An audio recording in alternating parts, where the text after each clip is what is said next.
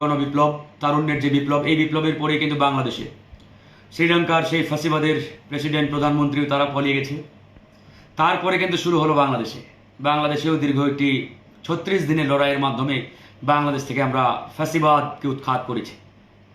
বাংলাদেশের এই জুলাই গণঅভ্যুত্থান থেকে স্পিরিট নিয়ে গত কয়েকদিন আগেই নেপালের তরুণরা রাজপথে নেমে তারা জীবন ঝরিয়েছেন, রক্ত দিয়েছেন। নেপালেও কিন্তু জেনজিদের বিপ্লব সফল হয়েছে। তারা সেখানে সফলতার মাধ্যমে নেপালের যে ফ্যাসিবাদের প্রধানমন্ত্রী সে কিন্তু পালিয়ে গেছে। আপনারা দেখেছেন কিভাবে তার সরকারি বাসভবন থেকে পিছনের প্রাচীর টপকিয়ে সেনাবাহিনী তাকে উদ্ধার করে ওখান থেকে হেলিকপ্টারে আসলে দেশ ছাড়া করেছে। তো এরপরে আসলে কোন দেশ? তা আমার বিশ্বাস নেপালের পরে জেনজিদের বিপ্লব ভারতে হবে। নানান কারণে, নানান সমীকরণ, নানান ইকুয়েশন বলছে, এবং খুব অল্প সময়ের মধ্যেই এই বিপ্লব ভারতে এমনভাবে ছড়িয়ে পড়বে যেটা বর্তমান এই উগ্র ফ্যাসিবাদী প্রধানমন্ত্রী নরেন্দ্র মোদী এবং তার সরকার কোনোভাবে আটকাতে পারবে না। ইতিমধ্যে তারুণ্যের মধ্যে কিন্তু ভারতের যে তরুণ প্রজন্ম, এদের মধ্যে বড় ধরনের একটি স্পিরিট জাগ্রত হয়েছে। গত কয়েকদিন আগেও তারা কিন্তু রাজপথে নেমেছিল। অলরেডি কিন্তু আন্দোলন দানা বাঁধছে। তো সুতরাং অতি অল্প সময়ে এই আন্দোলন দেখবেন আপনি ভারতের 29টি অঙ্গরাজ্যে ছড়িয়ে পড়বে, এবং এই আন্দোলনের যে দাবানল, যে স্পিরিট, এটা একবারে অগ্নিস্ফুলিঙ্গের মতো, আগ্নেয়গিরির মতো পুরো ভারতবর্ষে ছড়িয়ে পড়বে, এবং ভারতের নরেন্দ্র মোদী উগ্রবাদী প্রধানমন্ত্রী এবং তার সরকারের পতন ঘটাবে ভারতের তরুণ জেনজিরা। এখন আমি আসলে চিন্তায় আছি যে বাংলাদেশের ফ্যাসিবাদের প্রধানমন্ত্রী হাসিনা পালিয়ে ভারতে গেছেন, নেপালেরটাও বোধহয় পালিয়ে ভারতে আসছেন। এখন ভারতে যদি এরকম একটি গণবিপ্লব সংগঠিত হয়, এই ভারতের নরেন্দ্র মোদী পালাবে কোথায়? তার পালানোর আমি জায়গা আসলে এই মুহূর্তে আসলে দেখতে পাচ্ছি না। না বাংলাদেশে আসতে পারবে, না নেপালে যেতে পারবে, না শ্রীলঙ্কায়, না মালদ্বীপে। কারণ ভারতের চতুর্দিকে যে রাষ্ট্রগুলো আছে, আপনারা জানেন কোনো দেশের সাথে ইন্ডিয়ার কিন্তু ভালো সম্পর্ক নাই। প্রত্যেকটা দেশের সাথেই ইন্ডিয়ার প্রতিবেশী যে দেশগুলো, সবার সাথেই তাদের খারাপ সম্পর্ক। এই যে মালদ্বীপ বলেন, শ্রীলঙ্কা বলেন, নেপাল বলেন, ভুটান বলেন, বাংলাদেশ বলেন, কারো সাথেই। এখন রাস্তা আর একটা আছে, হয়তো চাইনা যদি অ্যাকসেপ্ট করে তাহলে চীনে যেতে পারেন আমার ধারণা, না হলে ওই আমেরিকা ওদিকে ইসরায়েল। তার জন্য সবচাইতে নিরাপদ আশ্রয়স্থল হচ্ছে ইসরায়েল, কারণ ইসরায়েল আর ইন্ডিয়া হচ্ছে মাস্তুতো ভাই, আপন ভাইয়ের মতোই আর কি বলা যায়। সুতরাং তার জন্য একমাত্র ওখানেই নিরাপদ হতে পারে, আর কোনো দেশে নিরাপদ হবে কিনা আমি জানি না। তো এটা নিশ্চিত থাকেন যে এর পরের বিপ্লবটি আসলে আপনার ইন্ডিয়াতেই হবে। ইতিমধ্যে দানা বাঁধা শুরু হয়েছে ছাত্রদের মধ্যে, তরুণ প্রজন্মের মধ্যে, জেনজিদের মধ্যে ব্যাপক একটা স্পিরিট তাদের ভিতরে জাগ্রত ইতিমধ্যে হওয়া শুরু হয়েছে। আশা করি খুব অল্প সময়ে সেখানে একটি গণবিপ্লব আপনারা দেখতে পাবেন। বাংলাদেশের বিষয়ে যে প্রশ্নটি আপনি করলেন যে আওয়ামী লীগ এই ঝটিকা মিছিল করছে বিভিন্ন জায়গায়, এটা কি আসলে এখন ঝটিকা মিছিল বলা ঠিক হবে না। তারা খুব বড় পরিসরেই বেশ কয়েকদিন ধরে কিন্তু বিভিন্ন জায়গায় তারা মিছিল হয়ে করছে। তো এটার পিছনে আমি মনে করি এই সরকারের প্রশাসন যন্ত্রে যারা রয়েছেন, পুলিশে যারা রয়েছেন, এরা 95% দায়ী। এদের কারণেই আওয়ামী লীগ আজকে এই দুঃসাহসটা দেখানোর সুযোগ পাচ্ছে। আমরা সরকারকে একাধিকবার বলেছি যে এই ফ্যাসিবাদ মুক্ত যদি প্রশাসন পুলিশকে না করতে পারেন, তাহলে কিন্তু এরা বাংলাদেশে একটি অস্থিতিশীল পরিবেশ তৈরি করার চেষ্টা করবে। এই যে অলরেডি তারা শুরু করেছে। এই সরকার যদি কঠোরভাবে এগুলো দমন করতে না পারে, তাহলে এরা নিজেরাও বিপদে পড়বে, সরকারকেও বিপদে ফেলবে। আমরা স্বরাষ্ট্র উপদেষ্টাকে গতদিন বললাম যে যে থানায় মিছিল হবে ইনস্ট্যান্ট রিলিজ করবেন ওই ওসিকে। সেটা যেখানে হোক, ঢাকা মহানগরে যদি হয়, সাথে সাথে ওই ওসিকে খাগড়াছড়ি পাঠিয়ে দিবেন। কারণ 100% নিশ্চিত যেখানেই মিছিল হয়, ওই এলাকার যারা পুলিশ এবং প্রশাসনে আছে ওদের সাথে এই আওয়ামী লীগের যোগাযোগ, ছাত্রলীগের যোগাযোগের মাধ্যমে মিছিল হয়। ওরা যদি গ্রিন সিগন্যাল না দেয়, মিছিল করার কথা না।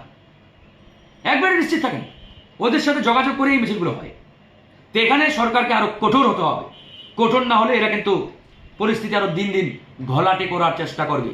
কয়েকদিন আগে দেখলাম ধানমন্ডিতে মিছিল, পরশু দিন বোধহয় সম্ভবত দেখলাম তেজগাঁয়ে, বিভিন্ন জায়গায় তারা মিছিল করছে এবং ভালো উপস্থিতি নিয়ে। এটা কি সিগন্যাল দেয় যে সামনে তারা বড় পরিসরে একটা অঘটন ঘটানোর চিন্তা করছে? তো সেই জায়গায় যদি সরকার কঠোরভাবে এগুলো আসলে অ্যাকশনে না যায়, তাহলে তো ওরা আমাদেরকেও বিপদে ফেলবে, দেশকেও বিপদে ফেলবে। এটা তো আমরা হতে দিতে পারি না। তো সেই জায়গা থেকে আমরা সরকারকে জানিয়েছি, তারা যদি সেভাবে স্টেপ না নেয়, তাহলে এই সরকারের বিরুদ্ধে আমাদের আসলে ভালোভাবেই নামতে হবে, কারণ এভাবে আমরা দেশকে বিপদে ফেলতে পারি না। আপনি আরেকটি বিষয় বললেন যে আমাদের গণ অধিকার পরিষদের সভাপতি ভিপি নুরুল হক নুরের বর্তমান অবস্থা, তার বর্তমান যে শারীরিক জটিলতা, এগুলো এখনও অনেকটাই জটিল পর্যায়ে রয়েছে। তার যেহেতু আপনার নাকের যে নাসাল বোন যেটা, ওটা ফ্র্যাকচার হয়েছে, ভেঙে গেছে, সুতরাং এটা তো আমাদের শরীরের সবচাইতে নরম হাড় বলা হয় নাকের এই হাড়টাকে, সেন্সিটিভ। তো সুতরাং এটা আসলে অপারেশন ছাড়া বিকল্প কোনো পথ নাই। এই অপারেশনটা বাংলাদেশে হবে না, এটা বিদেশেই করতে হবে। আর তার যে চোয়ালেও তো ফ্র্যাকচার হওয়ার কারণে এখানেও প্রবলেম।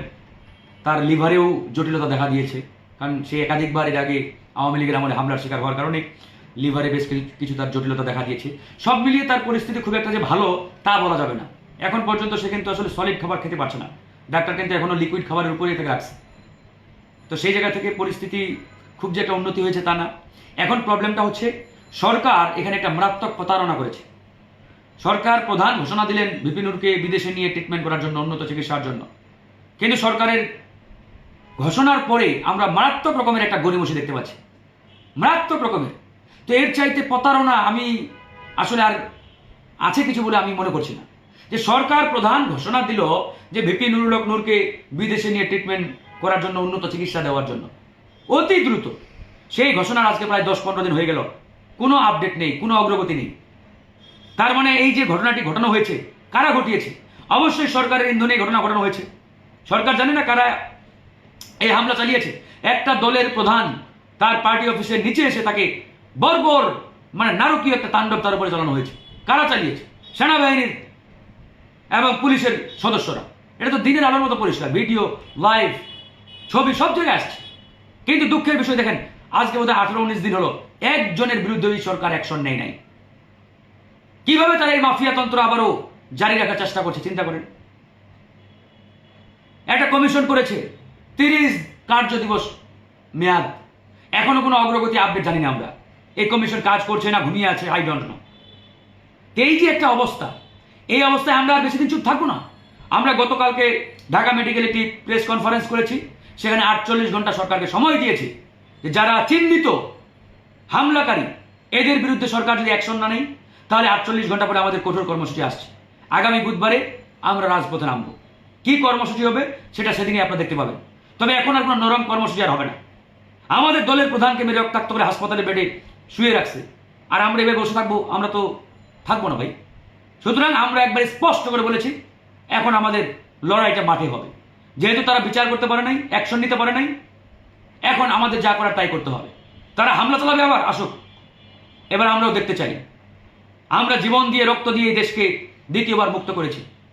আজকে স্বরাষ্ট্র উপদেষ্টা, তার জীবনে কোনোদিন একটা লাঠির টোকাও লাগে নাই। ফ্যাসিবাদের আমলে সে একটা ন্যূনতম নির্যাতনের শিকার হয় নাই, কুটু কথাও শুনতে হয় নাই তাকে।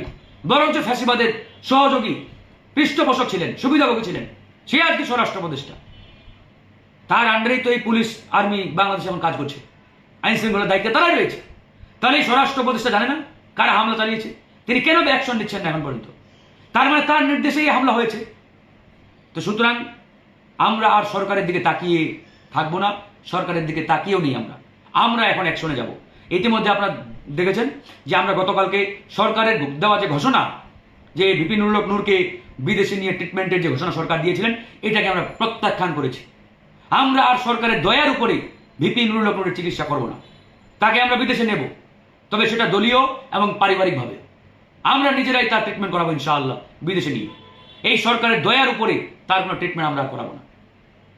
আচ্ছা, সবচেয়ে সেই প্রশ্ন সেটি হচ্ছে যে এই যে সেনাবাহিনী, যেমন নেপালের সেনাবাহিনীর মাধ্যমে কিন্তু নেপালের যে প্রধান ছিল তিনি অন্য দেশে পালিয়ে গেছেন, বাংলাদেশেও কিন্তু একই। এই যে সেনাবাহিনী যারা রয়েছে তারা সরকার প্রধানদেরকে পালিয়ে যেতে সহযোগিতা করছে, কেন? এটার পিছনে রহস্যটা আসলে কি? কারণ এরা ধরেন যে যারা আপার লেভেলে থাকে এরা তো সরকারের সাথে একবারে কানেক্টেড থাকে, অতপ্রতভাবে জড়িত থাকে। তো দীর্ঘদিন কাজ করার কারণে অনেক দেশেই যারা আপার লেভেলে এরা ওই ফ্যাসিবাদের ওয়ান কাইন্ড অফ সহযোগী হয়ে কাজ করে। এই কারণেই যখন গণ অভ্যুত্থান বিপ্লব হয়, ছাত্র জনতার গণবিস্ফোরণ ঘটে, তখন যেহেতু তার মানে একটা কথা আছে গ্রামে, যার নুন খায় তার গুণ গাই। এখন দীর্ঘদিন তার কাছ থেকে সুবিধা নিয়েছে, তার কাছ থেকে সুযোগ সুবিধা নিয়ে প্রমোশন নিয়ে ধরেন যে জায়গা মতো বসছে, এখন তার বিপদে তো তারা তার পাশে দাঁড়াবেই। এই জন্য বাংলাদেশে বলেন আর ওখানে বলেন একই ঘটনা ঘটছে, শ্রীলঙ্কাতেও একই অবস্থা। সুতরাং এটা নিয়ে তো আর আসলে বক্তব্য দেওয়ার কিছু নাই।